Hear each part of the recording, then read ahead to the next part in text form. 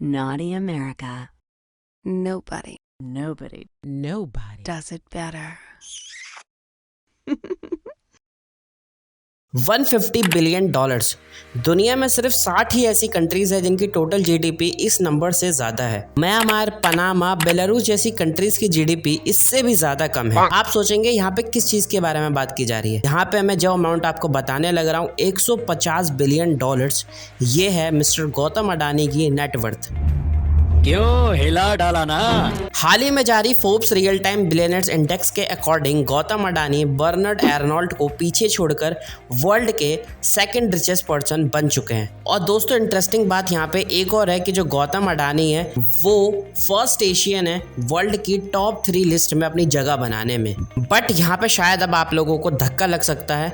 गौतम अडानी का जो ये पूरा का पूरा अंपायर है वो डेट के एक खोखले खांचे से टिका हुआ है। मार्च 2022 तक अडानी ग्रुप पर टोटल जो डेट था वो था 27.5 बिलियन डॉलर्स। आप इस चीज को इससे भी कंपेयर कर सकते हैं कि नेपाल, आइसलैंड और कंबोडिया जैसी 80 और कंट्रीज हैं जिनकी जीडीपी इस नंबर से भी ज्यादा कम है। गौतम अडानी और ग्रुप के राइज को एक बबल राइज भी कहा जा रहा है जो किसी भी वक्त बर्स्ट हो सकता है। क्या अडानी का जो ये राइज है वो सच में एक मिराज है या फिर एक रिमार्केबल बिजनेसमैन की रिस्क टेकिंग एबिलिटी का नतीजा है। और दोस्तों ये भी समझ रहे होंगे हम लोग कि इंडियन बैंक्स का इन सब चीजों में क्या इंपॉर्टेंस है। गौतम अडानी अभी के वक्त में इंडिया के लार्जेस्ट पोर्ट ऑपरेटर होने के साथ साथ कोल ट्रेडर भी हैं और बाकी बिजनेसेस जैसे एयरपोर्ट मैनेजमेंट, एफएमसीजी, सीमेंट और अब तो मीडिया में भी आ चुके हैं। दोस्तों मिस्टर गौतम अडानी की शुरुआत हुई थी 1988 में जो कि अडानी एक्सपोर्ट के साथ थी, लेकिन अभी के वक्त में इसको अडानी एंटरप्राइजेस कर दिया गया है। गुजरात गवर्नमेंट के द्वारा अडानी को मुंद्रा पोर्ट में मैनेजरियल ऑपरेशंस का कॉन्ट्रैक्ट दिया गया, जहां से इन्होंने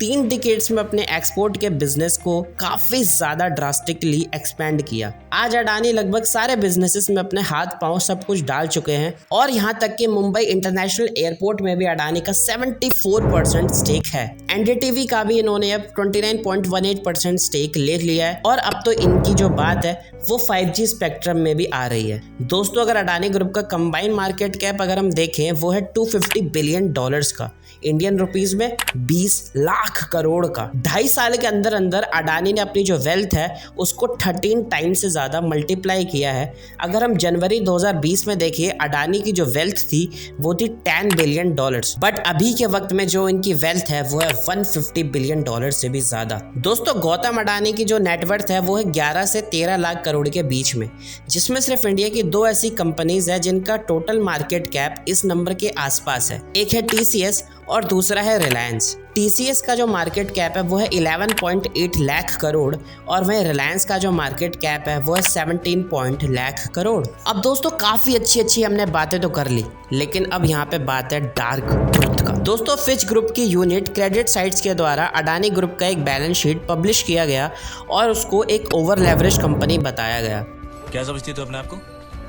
मुझे धमकी दे रही है? जो कि डेट लेके बिजनेसेस को एक्सपेंड कर रही है या फिर न्यू बिजनेसेस को टेक ओवर कर रही है। क्रेडिट साइट का कहना यह है कि ओवर लेवरेज्ड कंपनीज डेट के आउटफॉल में फंसकर डिफॉल्ट करने लग जाती हैं। अडानी की 6 कंपनीज स्टॉक मार्केट में लिस्टेड है। इनका जो ग्रॉस डेट था मार्च 2020 के अंत तक वो था 2.2 लाख करोड़ रुपीस। अगर हम कैश इन हैंड को भी कैलकुलेट करें तो वो बनता है 1.72 लाख करोड़ रुपीस। अडानी ग्रुप के डेट के इन्वेस्टमेंट पैटर्न में काफ़ी ज़्यादा खामियां देखी जा रही हैं बिकॉज ये ऐसे बिजनेसेस में अपना इन्वेस्टमेंट कर रही है या फिर ऐसे बिजनेसेस को टेक ओवर कर रही है जिनमें इनका कोई प्रायर एक्सपीरियंस ही नहीं था। अगर हम दोस्तों यहाँ पे अडानी की बात कर रहे हैं तो शायद हम लोगों को इनका कंपैरिजन मिस्टर अंबानी के साथ भी करना चाहिए। मार्च 2022 तक की अगर हम बात करें तो रिलायंस का जो ग्रॉस डेट था वो था 3.6 लाख करोड़ रुपीस और वहीं पे जो अडानी ग्रुप का ग्रॉस डेट था इससे 50% कम था। लेकिन दोस्तों हम लोगों को कैश इन हैंड की बात नहीं भूलनी चाहिए।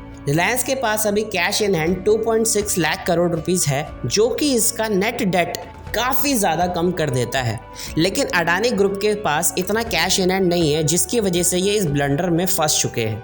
अब दोस्तों सोचने की बात यह है कि क्या ये फ्यूचर की नेक्स्ट इकोनॉमिक क्राइसिस को न्योता तो नहीं दे रहा है, जिसे बेल आउट की ज़रूरत पड़ी तो ये बेल आउट टैक्स पेयर के पैसों से किया जाएगा। भाई मार ले भाई, मैं पीछे होकर खड़ा हूं, मार ले मेरी।